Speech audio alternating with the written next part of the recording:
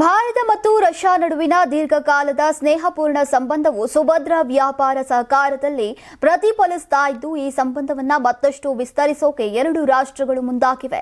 ಈ ಸಂಬಂಧ ಎಂಜಿನಿಯರಿಂಗ್, ಔಷಧ, ಕೃಷಿ ಮತ್ತು ರಾಸಾಯನಿಕ ಕ್ಷೇತ್ರಗಳಿಗೆ ಸಂಬಂಧಿಸಿದಂತೆ ಸುಮಾರು 300 ಉತ್ಪನ್ನಗಳನ್ನು ಭಾರತ ಗುರುತಿಸಿದೆ ಅಂತ ಹಿರಿಯ ಅಧಿಕಾರಿಯೊಬ್ಬರು ಸುದ್ದಿ ಸಂಸ್ಥೆ ಪಿಟಿಐಗೆ ತಿಳಿಸಿದ್ದಾರೆ.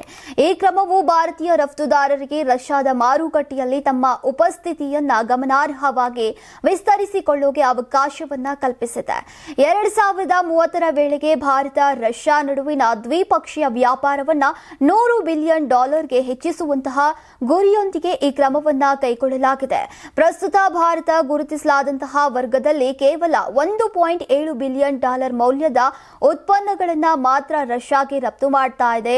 ಆದರೆ ಇದೇ ವರ್ಗದಲ್ಲಿ ರಷ್ಯಾ ಇತರ ದೇಶಗಳಿಂದ ಒಟ್ಟು $37.4 ಬಿಲಿಯನ್ ಮೌಲ್ಯದ ಉತ್ಪನ್ನಗಳನ್ನು ಆಮದು ಮಾಡಿಕೊಳ್ತಾ ಇದೆ.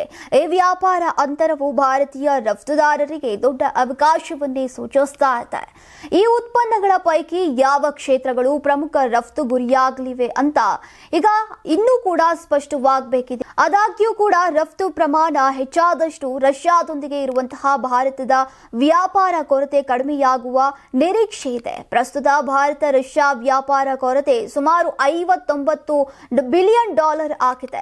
ಇನ್ನು ರಷ್ಯಾದ ಆಮದು ಬೇಡಿಕೆಯ ತಕ್ಕಂತೆ ಭಾರತ ಪೂರೈಕೆಯನ್ನ ಈಗ ಹೆಚ್ಚಿಸುವಂತಹ ಉದ್ದೇಶದಿಂದ ವಾಣಿಜ್ಯ ಸಚಿವಾಲಯವು ಹಲವಾರು ಉತ್ಪನ್ನ ಸಾಮರ್ಥ್ಯದ ಉತ್ಪನ್ನಗಳನ್ನು ಶಾರ್ಟ್ ಲಿಸ್ಟ್ ಮಾಡಿದೆ.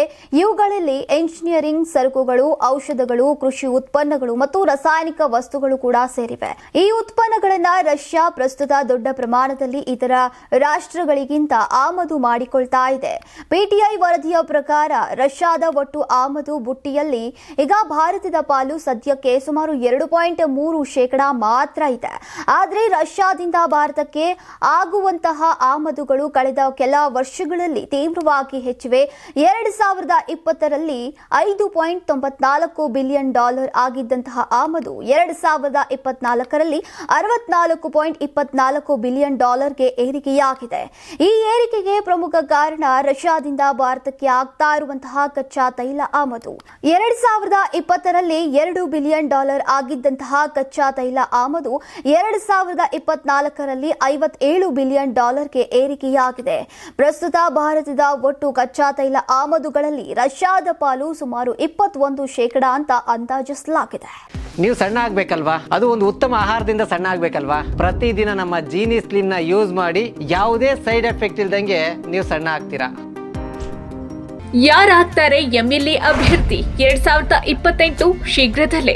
ಪ್ರತಿದಿನ ಒಂದೊಂದು ಕ್ಷೇತ್ರದ ಟಿಕೆಟ್ ಆಕಾಂಕ್ಷಿಗಳ ಸಂಪೂರ್ಣ ಮಾಹಿತಿ ಪೊಲಿಟಿಕಲ್ ಜರ್ನಲಿಸ್ಟ್ ಕೆಎಂ ಶಿವಕುಮಾರ್ ಅವರಿಂದ. ಕರ್ನಾಟಕದ ನಂಬರ್ 1 ಡಿಜಿಟಲ್ ಮೀಡಿಯಾ ನಿಮ್ಮ ನೆಚ್ಚಿನ ಕರ್ನಾಟಕ ಟಿವಿಯಲ್ಲಿ ಮಾತ್ರ.